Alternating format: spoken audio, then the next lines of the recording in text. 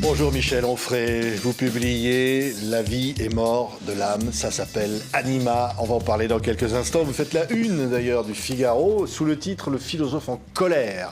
Vous êtes en colère contre qui, contre quoi? Vous avez contre Emmanuel Macron, contre le système, contre quoi? Alors, je vais pas mettre en difficulté le Figaro, mais moi je ne me trouve pas en colère du tout. J'ai l'impression que je fais un travail de lucidité. Je tâche de voir le réel tel qu'il est, je le regarde et je m'amuse de temps en temps. J'ai fait un autre livre il y a peu de temps là, qui s'appelle La Nef des Fous et c'est moins une colère qu'une espèce d'ironie voltairienne. Je suis assez voltairien. Oui. Et il y a quelque chose de voltairien dans mon regard sur ce monde-là. Oui, mais quand vous dites dans cette interview, Emmanuel Macron, c'est un enfant qui joue avec les allumettes. Ah oui, enfin tout le monde le voit. Et voilà quelqu'un qui est dans une espèce de psychorigidité. On a l'impression qu'il se met sans cesse en danger et que sa jouissance, c'est de se trouver au maximum du danger. C'est une psychopathologie. Ça arrive chez un individu d'une certaine manière, c'est pas notre problème. Mais quand c'est un chef d'État d'une République française qui est la 5e, avec le pouvoir qui est donné à un seul homme, comme c'est le cas, qui lui devrait quand même être en retour dans une relation avec le peuple, c'est-à-dire il sait qu'il n'est pas là seul contre le peuple, mais par le peuple et pour le peuple. Mais voilà un personnage qui dit « je suis là, j'y suis ». Oui. Et le peuple, j'en ai rien à faire. Comme sur la question des retraites, par exemple, ou le 49-3. Oui, vous avez vu, quand il intervient après avoir été mis en difficulté, on lui dit « vous n'avez une majorité qu'à 9 voix, quoi ». Et quelqu'un aurait pu dire « oui, c'est problématique, effectivement, je sens que le contrat social est distendu entre le peuple et moi ». Et il dit « et alors, même pas mal, une seule m'aurait suffi ». C'est d'une arrogance, c'est d'une suffisance du genre. La majorité, ça se fait à une voix. Si j'ai une voix, c'est pas mon problème que vous ne m'aimiez pas. Que la moitié de la France me déteste, c'est pas un problème. Oui. Et si l'autre moitié dont on pense qu'elle m'aime, elle ne m'aime pas, mais simplement elle aime moins Marine Le Pen et qu'elle a voté pour moi pour cette raison-là, c'est votre problème, c'est pas le mien. Il y a un problème.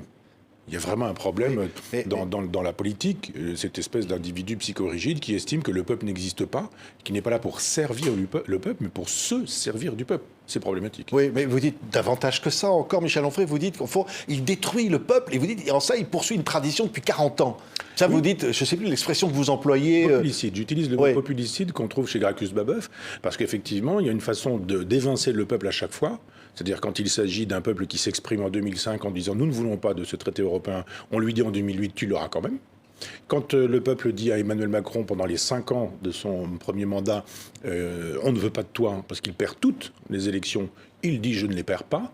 Je les gagne parce que finalement, ceux qui semblent gagner ne sont que un petit peu devant moi. Il avait dit aux Européennes, si Marine Le Pen gagne, ça va être terrible. Marine Le Pen gagne, il dit, on a perdu de pas grand-chose, ça s'appelle gagner. Il est comme Mélenchon en ce sens. À chaque fois qu'il perd, il dit qu'il gagne.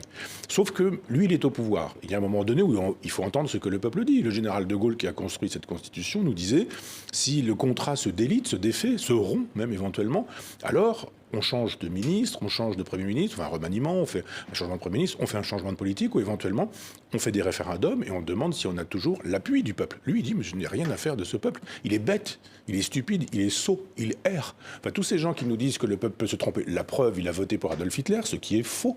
Le peuple n'a pas voté pour Adolf Hitler. Le peuple, en 1933, il vote pour un certain nombre de partis politiques. Les socialistes et les communistes ne savent pas s'entendre et c'est le chancelier Hindenburg qui nomme Hitler. Donc, c'est pas le peuple qui a voté pour Hitler, ce sont les partis politiques qui, ne sachant pas s'entendre, les magouilles de partis politiques, qui ont amené au pouvoir Adolf Hitler. Oui. C'est pas le peuple qui erre. Oui, mais alors vous dites aujourd'hui il y a une menace de cet ordre-là, et au fond vous dites aussi d'ailleurs, en parlant de ceux qu'on pourrait dire les progressistes, la gauche, globalement, vous dites finalement elle concourt à l'instauration d'une sorte de dictature qui est justement ce phénomène qu'elle dit vouloir combattre. Oui, je pense que si on veut définir droite et gauche, moi ça me paraît très simple. Je suis toujours un homme de gauche, mais il y a une gauche qui est passée à droite, qui s'en est pas aperçue et qui s'en vient nous expliquer que si on est resté fidèle à une certaine gauche, c'est qu'on est d'extrême droite. Ça devient compliqué. Vous voyez même aujourd'hui que des socialistes qui sont élus sont des gens d'extrême droite. Enfin, tout est dit et le contraire de tout. Le capitalisme, c'est ce qu'en philosophie on appelle la réification, c'est la transformation de tout en chose. Il faut que une femme qu'on peut aimer, parce que etc., féminité, l'amour, etc., on dit non, une femme c'est un utérus. Et un utérus ça se loue. Et puis un enfant c'est quoi? C'est formidable, c'est pas du tout. Un enfant c'est un objet, vous pouvez l'acheter, vous pouvez le vendre. Et si éventuellement, c'est la gestation pour autrui, c'est la gestation, la procréation médicalement assistée pour des couples qui peuvent acheter des enfants après GPA, c'est la possibilité de dire, avec l'interruption médicale de grossesse, l'IMG, pas l'IVG, hein, je défends l'IVG, entendons-nous bien, mais c'est de dire, vous avez la possibilité pour des raisons psychosociales d'avorter jusqu'à l'âge de 9 mois, pendant qu'il va vous falloir ne pas écraser les moustiques, parce que les moustiques ou les rats, qui sont des animaux liminaires et qu'il faut respecter les animaux plus que les enfants quand ils sont dans le ventre de leur mère. Et on dit, c'est vous, la gauche, qui défendez ça ?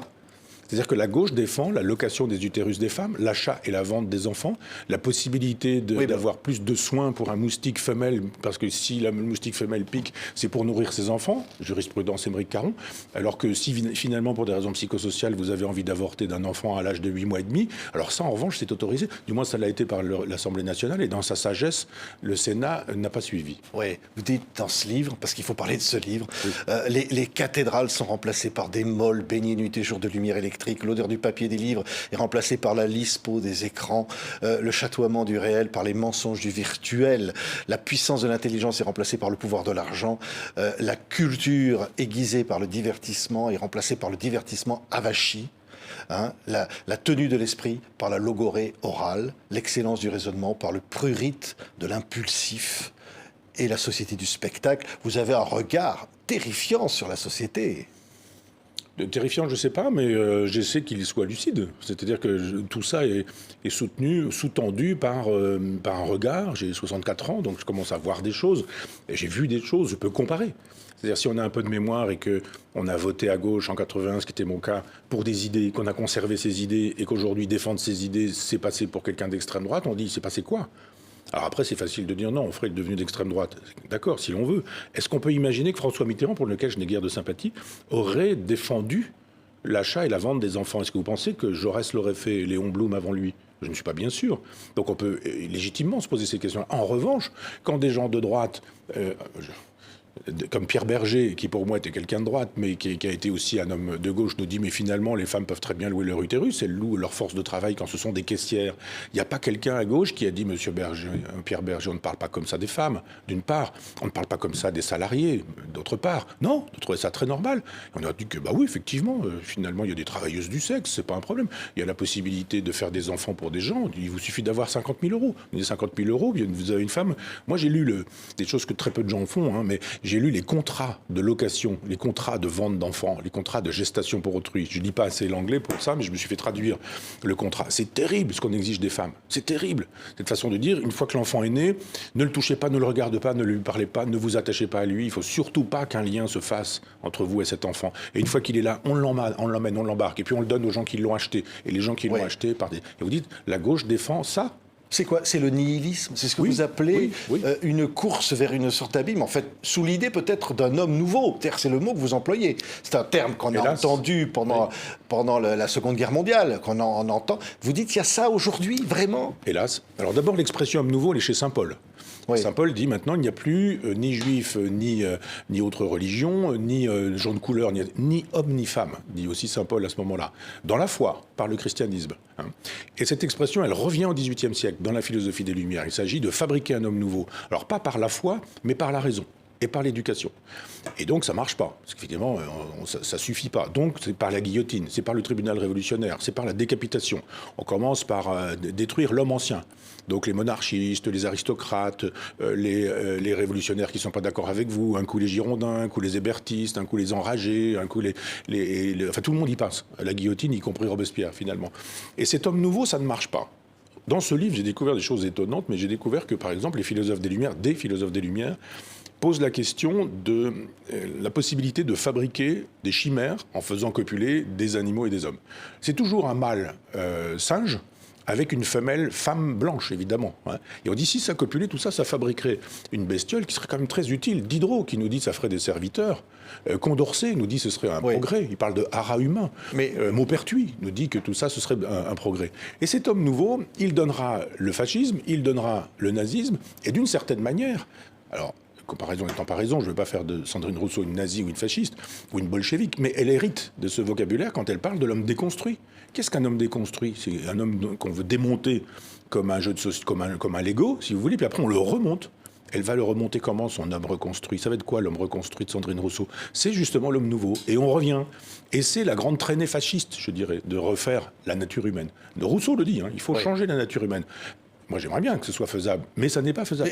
Vous dites au fond, c'est la même chose que ce que fait Elon Musk ou Mark Zuckerberg en Californie aujourd'hui. Voilà. Parce qu'au fond, vous dites, il invente l'homme, c'est un transhumanisme. C'est-à-dire un homme complètement transformé par ce qui est évidemment la nouvelle technologie. Oui. Et ce qu'il y a de paradoxal, vous l'avez signalé tout à l'heure, c'est que ces progressistes, ou ces gens qui se proclament progressistes, sont des gens qui travaillent à un fascisme planétaire, à un État planétaire, à une civilisation planétaire qui sera une civilisation évidemment transhumaniste. Alors regardez un peu ce que fait Elon Musk, c'est un libertarien, c'est-à-dire que pour lui, c'est si on ne bosse pas 20 heures par jour dans sa boîte, et si on ne dort pas dans son bureau, et si on n'est pas taillable et corvéable à merci, etc., on n'est rien du tout, on est un déchet. Oui. Et quel est l'homme qu'il voudrait créer, en fait, alors, au fond? Lui, il le dit très précisément, il a une société qui s'appelle Neuralink, qui fait du puçage dans le cerveau humain, c'est l'intelligence artificielle dont nous parlons aujourd'hui, qui va mettre en péril toute cette civilisation. C'est pas le grand remplacement d'Éric Zemmour, c'est pas la créolisation de Mélenchon, c'est pas le séparatisme de Macron qui sont en jeu, c'est la fin d'une civilisation et l'avènement de cette civilisation dans laquelle on vous pucera les informations et vous n'aurez pas besoin de lire La Recherche du temps perdu, on vous donnera l'information, vous n'aurez pas fait l'effort de la lecture, et puis moi non plus, je pense que nous l'avons vu tous les deux. On pourra effacer des souvenirs, créer de nouveaux. C'est ce que j'allais vous dire, c'est-à-dire on peut créer des souvenirs de choses que nous n'aurons pas vécues, et ils pourront supprimer des souvenirs de choses qui auront été vécues. Et puis après, on vous programmera. C'est-à-dire qu'à un moment donné, pourquoi vous iriez prendre votre cartable pour aller à l'école avec un instituteur qui vous enseignerait à écrire, puisque finalement, vous aurez pucé pour que vous puissiez apprendre. Parce qu'au fond, il dit, et vous le citez, il dit il y a un problème avec le cerveau humain. Donc, en ça, vous dites, au fond, il revient à des philosophes d'avant qui se sont toujours interrogés sur, finalement, les limites. Oui. Les limites de ce cerveau. Oui. Et là, nous sommes en train de parler, donc nous fabriquons des datas. Et ces datas, il nous dit, Elon Musk, que finalement, notre trace, c'est nous-mêmes. Notre âme, ce sont les datas que nous laissons quand nous mourons. On meurt, puis après, il reste des traces. On fait quoi de ça ? Eh bien, lui dit, c'est vous. Et donc, on va pouvoir numériser ces traces-là, et on les met dans un autre cerveau. De sorte qu'il y a une espèce d'immortalité. Alors, il n'a pas tort. Nous ne sommes pas que les data, que nos données numériques, mais il y a plein d'informations dont on est aujourd'hui capable d'imaginer, enfin, dont on peut imaginer qu'on sera bientôt capable de les saisir et de les transférer sur un cerveau. Neuralink, SpaceX, c'est pour aller dans l'espace. On va en parler parce que c'est ce bouquin incroyable, Anima, chez Albert Michel, commence par la conquête spatiale, Armstrong, Buzz Aldrin, et il se finit par, justement, ce SpaceX, de projet spatial. Mais vous commencez en disant, le premier homme, Armstrong, a fait le premier pas sur la Lune, mais vous dites, Aldrin, lui, a mis le premier sac d'ordures sur la Lune. C'est ce que j'ai découvert. C'est une sorte de symbole. Absolument. C'est ce que je découvre en lisant sur ce sujet-là, parce qu'effectivement, à un moment donné, ils ouvrent les portes et ils balancent les ordures. Ils jettent des tas d'ordures. Il y a des tas d'ordures, c'est-à-dire les matières fécales, l'urine, le vomi et les nourritures diverses, les Donc déchets. C'est la première chose qu'il fait. C'est la première chose de l'homme qui arrive sur la Lune. C'est-à-dire avant l'arrivée de l'homme sur la Lune, il y a le déchet. C'est-à-dire très précisément ce que font les animaux quand ils veulent un marquage de territoire. Ils se mettent à quatre pattes, ils font leurs besoins, excréments, solides, liquides, etc. Il fait pipi d'ailleurs sur la Lune. Eh bien, il y en a un qui dit, moi je suis le deuxième, le premier pose le premier pas sur la Lune, et le second dit, moi je suis le premier à avoir pissé sur la Lune.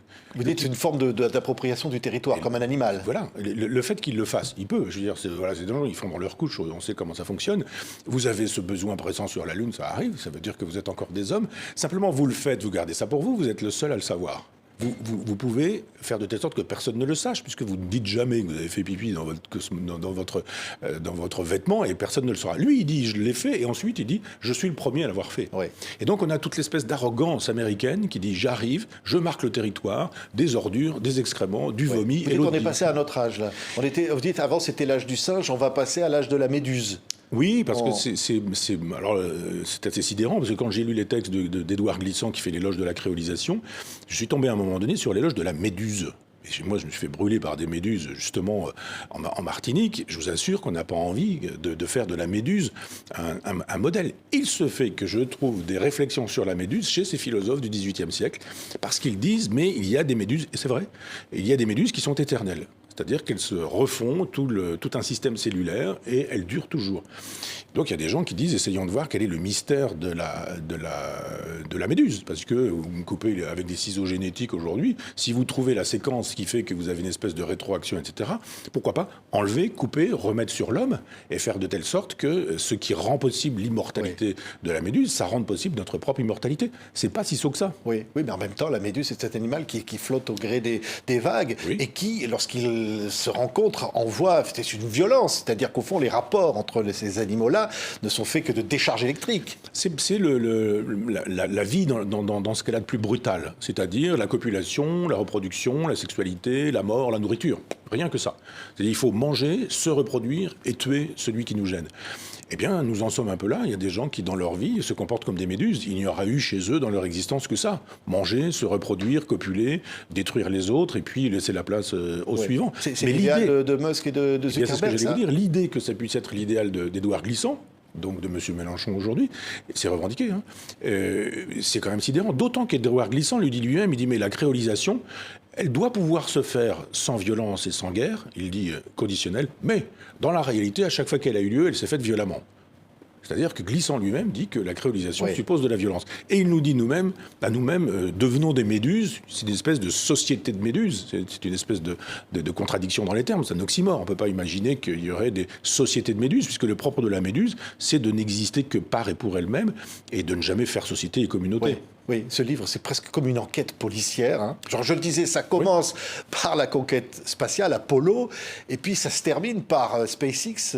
Et au fond, le lien à la fin, c'est quoi? C'est qu'on vous dit la Lune va devenir la prochaine station spatiale de conquête de d'autres planètes. C'est-à-dire qu'au fond, ça ne suffit plus de vouloir transformer l'homme sur Terre.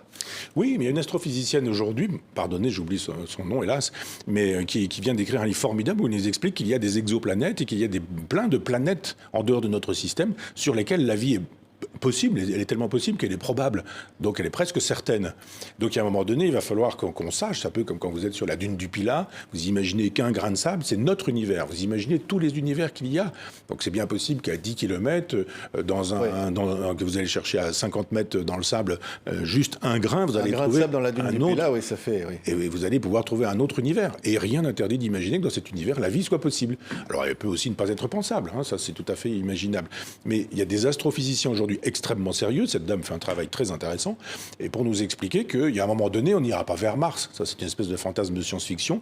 Mais on trouvera un endroit sur lequel, probablement, on peut continuer la vie. Et là, Musk y travaille. En ce sens, il fait comme Christophe Colomb. Les caravelles rendent possible la découverte d'un nouveau monde. Eh bien, lui, il travaille à des fusées incroyables, à des carburants incroyables.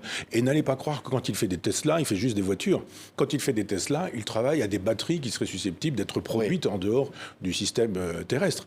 Quand il travaille sur... parce qu'il y a Neuralink, il y a Tesla, il y a SpaceX. Quand il travaille sur SpaceX pour fabriquer des fusées, c'est pas du tout pour dire vous allez pouvoir faire du tourisme spatial. C'est pour dire à un moment donné, il va falloir sauver une partie de l'humanité parce que le réchauffement climatique, qui n'est pas dû qu'aux hommes, le réchauffement climatique est un produit de l'astrophysique, explicable par l'astrophysique. Je rappelle que dans 4,5 milliards d'années, il n'y a plus de planètes, il n'y a plus de... Mais c'est ça, au fond, on peut se dire, il veut sauver l'humanité, parce que quelque part, et vous le dites, la planète est condamnée, on sait que tout ce qui naît meurt.